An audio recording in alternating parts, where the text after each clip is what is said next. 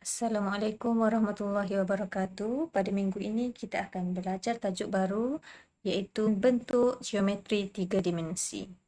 Okey, kita teruskan kepada standard pembelajaran. Okey, para pelajar perlu menguasai 5 bentuk lah iaitu prisma, piramid, silinder, kon dan sfera. Okay, apa yang kita akan belajar berkenaan 5 geometri ini, kita akan belajar macam mana rupa bentangan dia, macam mana kita hendak keluarkan rumus luas permukaan dan juga rumus untuk isi padu. Okay, poin yang pertama, pelajar perlu tahu bagaimana rupa setiap geometri tiga dimensi tu. Macam contohnya untuk prisma. Okey, ini adalah bentuk prisma. Pelajar boleh bacalah dia punya sifat geometri. Dia mempunyai tapak dan tapak dia kongruen lah. Tapak dia dengan yang atas ni dia adalah kongruen.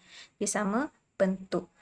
Okey, dia mempunyai permukaan rata. Dia ada berapa permukaan rata? Dia ada 5 lah. 1, 2, bahagian yang tapak ni 3, 4 dan 5. Ada 5 permukaan yang rata.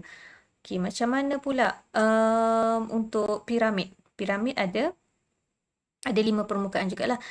Yang pertama dia tapak dia, lepas tu yang segitiga ni ada 4. Okey.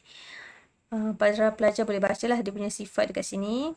Okey, silinder pula dia ada 3 permukaan rata. Tapak, dia punya yang atas ni dengan permukaan dinding keliling ni. Okey. Lepas tu untuk kon pula. Untuk geometri kon, okey, dia ada 1 permukaan rata dan satu lagi ni dia punya yang keliling ni berbentuk segitiga. Okey, sfera, dia ada pusat sfera dan mempunyai permukaan melengkung. Okey, seterusnya kita lihat pula bentangan. Kalau silinder ni dalam bentuk 3 dimensi. Okey, kalau kita bentangkan dia, kalau kita buka sekatis-sekatis orang panggil kan. Kalau kita buka yang atas dia, dia berbentuk bulat lah. Bulatan, yang bawah ni pun tapak dia ni pun bulatan. Okey, yang tengah-tengah ni, yang badan dia ni kalau kita bentangkan dia adalah segi empat tepat. Okey, bagaimana pula permukaan kon? Okay, kon ni kalau kita bentangkan dia, dia akan yang tapak ni adalah bentuk bulatan lah. Okay, yang membentuk badan ataupun lengkungan kon ni dia berbentuk bulatan tapi dia ada satu cebisan. Okay, macam mana pula untuk bentuk piramid? Okay, terdiri daripada satu tapak, tapak ni yang tengah ni lah. Okay, kita pun bukakan dia, bukakan segitiga ni dia akan dapat bentuk macam ni lah. Okay, seterusnya pelajar tengok prisma. Okay, prisma segitiga. Dan dia ada tanda 90 darjah ni. Okay, bila kita bentangkan dia, kita akan dapat bentuk macam ni lah. Okay, dia ada 5 permukaan rata. 1, 2, 3, 4 dan 5. Okay, seterusnya kita lihat kepada cara untuk menentukan luas permukaan bentuk 3 dimensi. Okay, untuk bentuk yang pertama iaitu bentuk kubus. Dia punya sisi ni, sisi yang ini dengan yang ini adalah sama. Dan dia mempunyai permukaan dia yang 1, 2, 3, 4, 5, 6 ni sama juga. Kalau yang ni 4, atas ni 4, yang ni 4, 4, 4.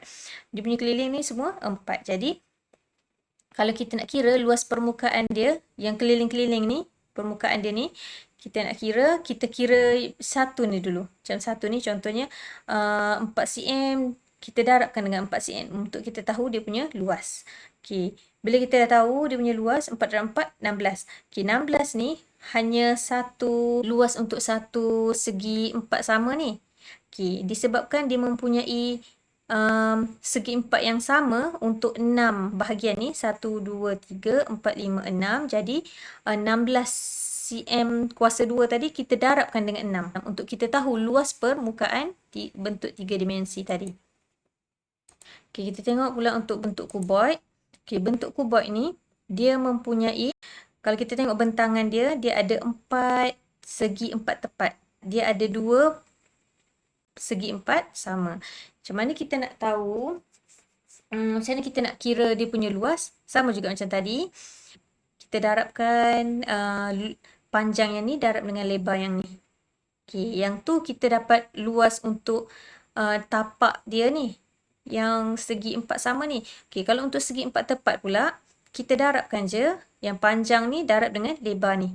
Okay, panjang darab lebar ni kita pun darabkan dengan 4. Sebabnya dia ada 4 permukaan yang sama. Okay, kat sini ni para pelajar boleh tengok lah. Okay, cara nak tahu luas permukaan dia, berapa kali segi 4 tepat. Okay, dia ada 4. Jadi 4 kat sini. 4 darab luas segi 4 tepat tambah dengan berapa kita letak sini? Berapa segi 4 sama yang ada? Okay, ada 2. 1, 2. So, kita tulis kat sini 2. Okay, seterusnya kita tengok macam mana cara nak cari luas untuk piramid. Okay, luas untuk piramid ni, dekat sini dia ada tapak dia. Tapak dia, senang je lah kita nak cari. Luas tapak dia adalah panjang darab lebar. Okay, dia ada satu permukaan segi 4 sama. Okay, macam mana pula kalau kita nak cari luas untuk segitiga ni? Dia ada berapa segitiga kat sini? Dia ada 1, 2, 3, 4. Okay, macam mana nak cari luas untuk segitiga? 1/2 darab panjang darab lebar ni.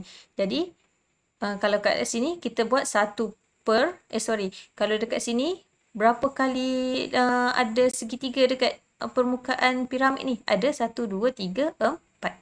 Okay, jadi 4 kalilah luas segitiga. Okay, luas segitiga macam mana nak cari? Dia adalah 1/2 darab panjang darab lebar. Okay, kita lihat pula bagaimana untuk mencari luas prisma. Prisma terdiri daripada 2 segitiga. Jadi kita cari dulu luas segitiga ni berapa? Okay, 2 kali segitiga. Kita letak sini 2 darab dengan luas segitiga. Okay, kita tambahkan pula dengan berapa bilangan segi 4. Kalau kat sini kita tengok 1, 2, 3. Jadi tambahkan dengan 3 kali luas segi 4. Okay, macam mana nak cari luas segi 4? Segi 4 ni panjang darab dengan lebar. Okay, seterusnya adalah silinder. Silinder ni terdiri daripada 2 bulatan. Okay, kita kena cari luas bulatan dulu. Luas bulatan tu kita darabkan dengan 2 untuk dapatkan luas yang tapak dia dengan yang atas ni. Okay, lepas tu tambah dengan satu permukaan segi 4 tepat. Okay, untuk yang kon, dia terdiri daripada satu bulatan dan juga satu permukaan yang melengkung. Okay, maksudnya kat sini, berapa kali luas bulatan kat sini? Satu je lah, sebab dia ada satu je permukaan bulatan dan satu lagi permukaan melengkung. Okay, seterusnya kita tengok pula cara untuk cari luas permukaan sfera. Kita hanya menggunakan formula ini. 4 pi J kuasa 2 adalah formula untuk mencari luas permukaan sfera. Okay, seterusnya kita lihat pula bagaimana untuk mencari isi padu bentuk 3 dimensi. Okay, masih lagi kita fokus kepada 5 bentuk 3 dimensi, iaitu silinder, kon, prisma, piramid dan juga sfera. Okay, kita lihat dulu silinder dan kon. Okay, kalau ikutkan susunan dia, silinder, prisma, piramid baru kon. Tapi disebabkan silinder dengan kon ni dia ada kaitan, so teacher letakkan dia dekat sebelah-sebelah. Okay, untuk silinder ni, bagaimana membentuk satu silinder ni? Kalau perasan sebenarnya, silinder ni dia adalah himpunan. Macam contohnya kalau kita tengok sekeping duit ni. Sekeping duit ni bila kita himpunkan dia jadi tinggi-tinggi macam ni, dia berbentuk silinder. Okay.